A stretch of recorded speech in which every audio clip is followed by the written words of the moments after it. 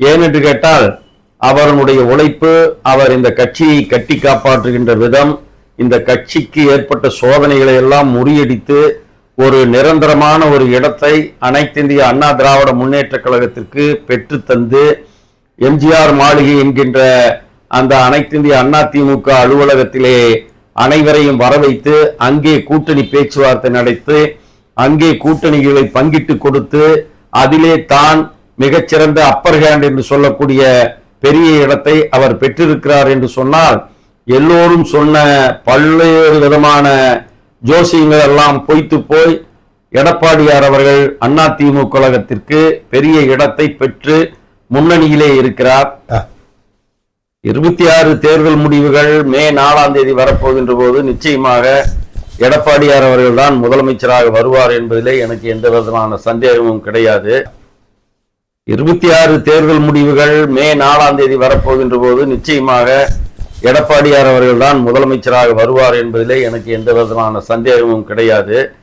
ஏனென்று கேட்டால் அவருடைய உழைப்பு, அவர் இந்த கட்சியை கட்டி காப்பாற்றுகின்ற விதம், இந்த கட்சிக்கு ஏற்பட்ட சோதனைகளை எல்லாம் முறியடித்து ஒரு நிரந்தரமான ஒரு இடத்தை அனைத்திந்திய அண்ணா திராவிட முன்னேற்ற கழகத்திற்கு பெற்று தந்து எம்ஜிஆர் மாளிகை என்கின்ற அந்த அனைத்திந்திய அண்ணா திமுக அலுவலகத்திலே அனைவரையும் வர வைத்து அங்கே கூட்டணி பேச்சுவார்த்தை நடத்தி அங்கே கூட்டணிகளை பங்கிட்டு கொடுத்து அதிலே தான் மிகச்சிறந்த அப்பர் ஹேண்ட் என்று சொல்லக்கூடிய பெரிய இடத்தை அவர் பெற்றிருக்கிறார் என்று சொன்னால் எல்லோரும் சொன்ன பல்வேறு விதமான ஜோசியங்கள் எல்லாம் பொய்த்து போய் எடப்பாடியார் அவர்கள் அண்ணா திமுக கழகத்திற்கு பெரிய இடத்தை பெற்று முன்னணியிலே இருக்கிறார்.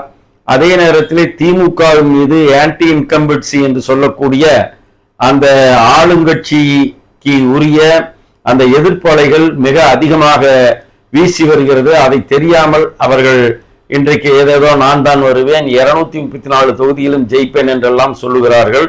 அது அவர்களுடைய இஷ்டம். அது தேர்தல் முடிந்து பிறகு தெரிய வேண்டிய விஷயம். ஆனால் எனக்கு தெரிந்து அதிமுகவிற்கு ஒரு கணக்கு சொல்லுகிறார்கள். நேற்றைய தினமும் நேற்றைக்கு முன்தினமும் நம்முடைய எடப்பாடியார் அவர்கள் பேசுகின்ற போது குறிப்பிட்டு சொன்னார், 2 கோடி மக்களை கொண்ட ஒரு மாபெரும் இயக்கம் அதிமுக என்று சொன்னார்.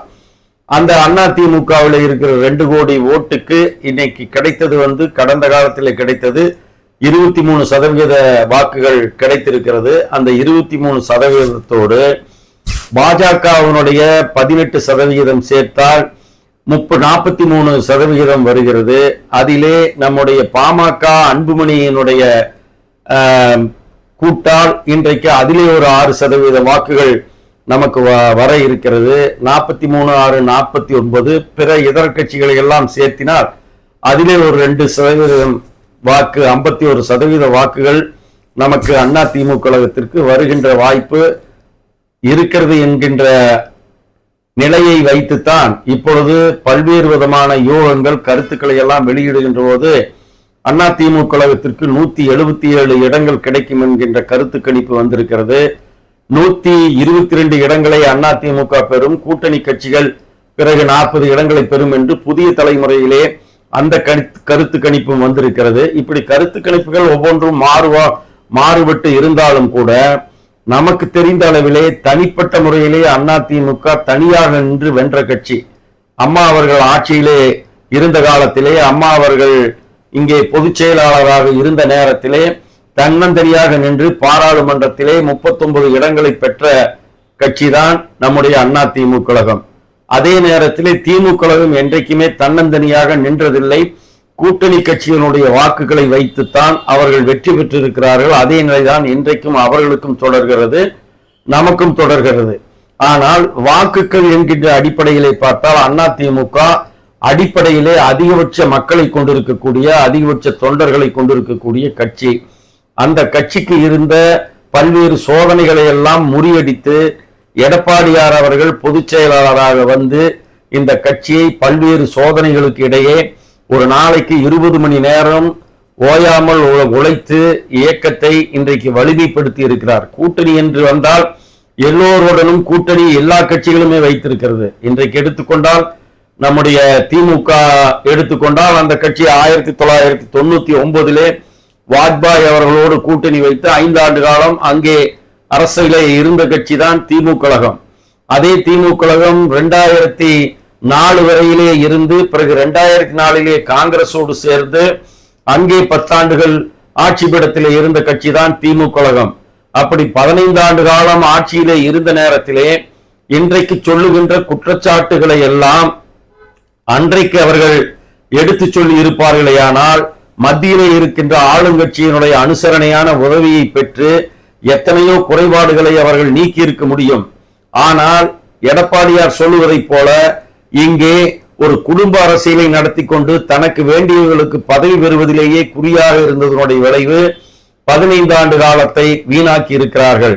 அன்றைக்கு முரசொலி மாறன் குறிப்பிட்டார், பாஜக ஒன்றும் தீண்டத்தகாத கட்சி அல்ல என்று குறிப்பிட்டு சொல்லி இருக்கிறார்.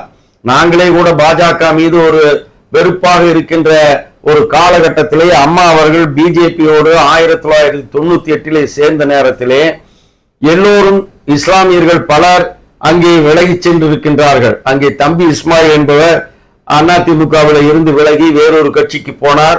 நாங்கள் எல்லாம் அம்மா மீது நம்பிக்கை கொண்டு அம்மா எப்படியா இருந்தாலும் நம்முடைய அதிமுக கழகத்திற்கு எந்த களங்கம் வராமல் காப்பாற்றுவார் என்று நம்பிக்கையோடு இருந்தோம். அப்பொழுது 30 இடங்களை அதிமுக கழகம் 1998 பெற்றது. பிறகு ஏற்பட்ட முரண்பாடுகளின் காரணமாக நாம் கூட்டணியிலே இருந்து விலகி அங்கே 1999 திமுக பிஜேபியோடு சேர்ந்து அன்றைக்கு ஜெயித்து கிட்டத்தட்ட 2004 வரையிலே அவர்கள் கூட்டணியிலே இருந்திருக்கிறார்கள். அப்பொழுதெல்லாம் பிஜேபி ஒரு மதவாத கட்சி என்று தெரியவில்லையா? அப்போதெல்லாம் பிஜேபி இங்கே நம்மை அடிமைப்படுத்திவிடும் என்று நினைக்கவில்லையா?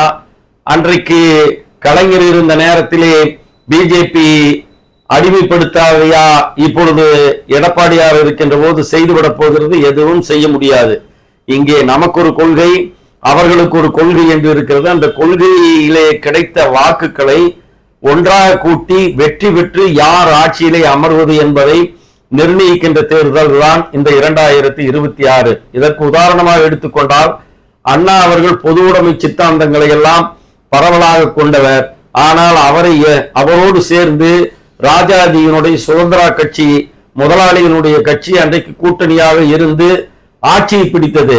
ஆட்சியை பிடிக்கின்ற அளவிற்கு அன்றைக்கு கூட்டணி அமைத்த அண்ணாவின் வழியிலே இன்றைக்கு நம்முடைய இபிஎஸ் அவர்கள் இந்த கூட்டணியை அமைத்திருக்கிறார். நமக்கு பலம் வேண்டும், அதே நேரத்திலே நாட்டிலே நல்லாட்சியை நாம் கொடுக்க வேண்டும் என்கின்ற உத்வேகத்திலே இந்த செயல்பாட்டை அவர் செய்திருப்பதை அன்றைக்கு சில மனக்கசப்புகளை எல்லாம் வெளிப்படுத்திய தோழர்கள் எல்லாம் இன்றைக்கு ஒன்றாக சேர்ந்து எடப்பாடியாருடைய கரத்தை வலுப்படுத்துவதற்காக எல்லோரும் ஒன்றிணைந்து இன்றைக்கு களத்திலே உழைக்கிறார்கள்.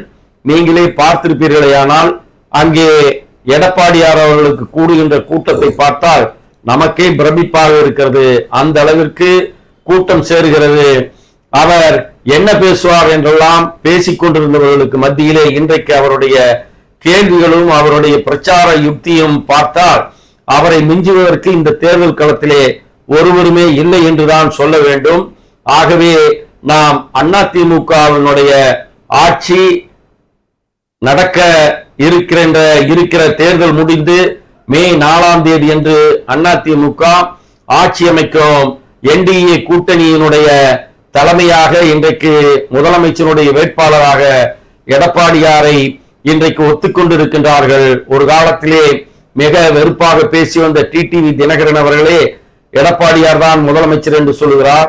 இன்றைக்கு நயினார் நாகேந்திரன் அவர்கள் எடப்பாடியார் தான் முதலமைச்சராக வருவார், நாங்கள் அதற்கு ஒத்துழைப்போம் என்று சொல்லக்கூடிய அளவிற்கு எல் முருகன் முதல் கொண்டு ஏன் அண்ணாமலை முதல் கொண்டு அனைவருமே எடப்பாடியார் முதல்வராக வருவார் என்று பகிரங்கமாக ஒப்புக்கொண்ட பின்பு எங்களுக்கு எந்தவித தயக்கமும் இல்லை, எந்தவித விமர்சனங்களும் இல்லை. அதற்காக உழைத்துக் கொண்டே இருப்போம்.